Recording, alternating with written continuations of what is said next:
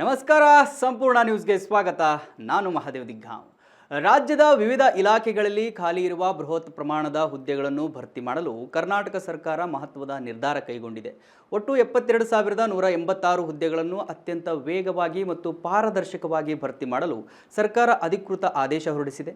ಈ ನೇಮಕಾತಿ ಪ್ರಕ್ರಿಯೆಯನ್ನು ಕಾಲಮಿತಿಯಲ್ಲಿ ಮುಗಿಸಲು ಸರ್ಕಾರವು ಉನ್ನತ ಮಟ್ಟದ ಅಧಿಕಾರಿಗಳಿಗೆ ಜವಾಬ್ದಾರಿಯನ್ನು ಹಂಚಿಕೆ ಮಾಡಿದೆ. ಸರ್ಕಾರದ ಆದೇಶದ ಪ್ರಕಾರ ಒಟ್ಟು 72,186 ಹುದ್ದೆಗಳ ಪೈಕಿ 2023 ಮತ್ತು 2024ನೇ ಸಾಲಿನ ಹುದ್ದೆಗಳು ವಿವಿಧ ಇಲಾಖೆಗಳಲ್ಲಿ ಖಾಲಿ ಇರುವ 40,009 ಹುದ್ದೆಗಳ ಭರ್ತಿಗೆ ಈಗಾಗಲೇ ಆರ್ಥಿಕ ಇಲಾಖೆಯು ಸಹಮತಿ ನೀಡಿದೆ.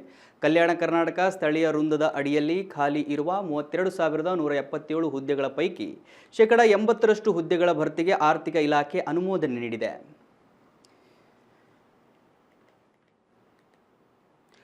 ವೀಕ್ಷಕರೇ, ರಾಜ್ಯದ ವಿವಿಧ ಇಲಾಖೆಯಲ್ಲಿ ಖಾಲಿ ಇರುವ ಹುದ್ದೆಗಳ ಭರ್ತಿಗೆ ಸರ್ಕಾರ ಮಹತ್ವದ ನಿರ್ಧಾರ ಕೈಗೊಂಡಿದೆ. ಉದ್ಯೋಗಾಕಾಂಕ್ಷಿಗಳು ವರ್ಷಗಟ್ಟಲೆ ಓದಿ ಸರ್ಕಾರ ಯಾವುದೇ ನೋಟಿಫಿಕೇಶನ್ ಬಿಡ್ತಾ ಇಲ್ಲ. ಓದ್ತಾ ಇದ್ದೀವಿ, ಬಟ್ ಅದಕ್ಕೆ ಪ್ರತಿಫಲ ಸಿಗ್ತಾ ಇಲ್ಲ, ಹುದ್ದೆಗಳು ಬಿಡ್ತಾ ಇಲ್ಲ ಸರ್ಕಾರ ಅಂತ ಹೇಳಿ ಕಾಯ್ತಾ ಕುಳಿತಿತ್ತು. ಬಟ್ ಇವಾಗ ಸರ್ಕಾರ ಮಹತ್ವದ ನಿರ್ಧಾರವನ್ನು ಕೈಗೊಂಡಿದೆ. ಖಾಲಿ ಇರುವ 72,000ಕ್ಕೂ ಅಧಿಕ ಹುದ್ದೆಗಳನ್ನು ತುಂಬಿಸುವ ಪ್ರಯತ್ನದಲ್ಲಿ ಸರ್ಕಾರ ಇಳಿದಿದೆ. ಇವಾಗ ಆರ್ಥಿಕ ಇಲಾಖೆಯು ಕೂಡ 72,000 ಹುದ್ದೆಗಳನ್ನು ತುಂಬಿಸಬಹುದು. ನೀವು ಅವರಿಗೆ ಸರ್ಕಾರ ಹುದ್ದೆಗಳು ತುಂಬಿಸಿದ ನಂತರ ಅವರಿಗೆ ಏನು ಪೇಮೆಂಟನ್ನು ಕೊಡಬೇಕು, ಅದಕ್ಕೆ ಯಾವುದೇ ತೊಂದರೆ ಆಗೋದಿಲ್ಲ. ನೀವು ಆರ್ಥಿಕ ಇಲಾಖೆಗಳಿಂದ ಕೂಡ ಸಹಮತ ಸಿಕ್ಕಿದೆ ಅಂತ ಹೇಳಿ ಎಲ್ಲ ಸುದ್ದಿಗಳು ಗೊತ್ತಾಗ್ತಾ ಇದ್ದಾವೆ. ಇವಾಗ ಉದ್ಯೋಗ ಆಕಾಂಕ್ಷಿಗಳಿಗೆ ಅದೊಂದು ಗುಡ್ ನ್ಯೂಸ್ ಅಂತ ಹೇಳ್ಬೋದು. ಯಾಕಂತ ಹೇಳಿದ್ರೆ ಭಾಳ ವರ್ಷಗಳಿಂದ ಕಾಯ್ತಾ ಕುಳಿತಿರ್ತೀರಿ, ವರ್ಷಾನುಗಟ್ಟಲೆ ಓದ್ತಾ ಇರ್ತೀರಿ, ಅದಕ್ಕೆ ಪ್ರತಿಫಲವಾಗಿ ಸರ್ಕಾರ ಯಾವುದೇ ಹುದ್ದೆಗಳನ್ನು ಕರೆದಿರಲ್ಲ. ಬಟ್ ಈಗ 72,000ಕ್ಕೂ ಅಧಿಕ ಹುದ್ದೆಗಳ ನೇಮಕಾತಿಗೆ ಹಲವು ಇಲಾಖೆಗಳಲ್ಲಿ ಕರೆಯನ್ನು ಕೊಟ್ಟಿದೆ ಸರ್ಕಾರ. ಸೊ ನಿಮಗೊಂದು ಸುವರ್ಣ ಅವಕಾಶ ಉದ್ಯೋಗಾಕಾಂಕ್ಷಿಗಳಿಗೆ. ಸೊ ನಿಮ್ಮ ಪ್ರತಿಫಲಕ್ಕೆ ಫಲ ಸಿಗುವ, ನಿಮ್ಮ ಶ್ರಮಕ್ಕೆ ಫಲ ಸಿಗುವ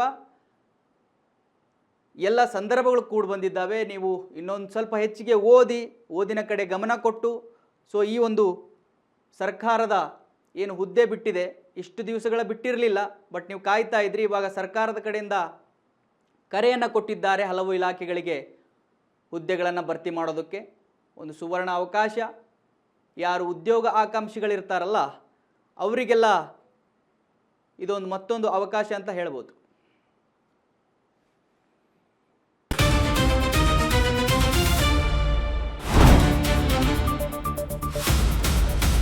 ಸಂಪೂರ್ಣ ನ್ಯೂಸ್ 24x7 ಇದು ನೊಂದವರ ಧ್ವನಿ.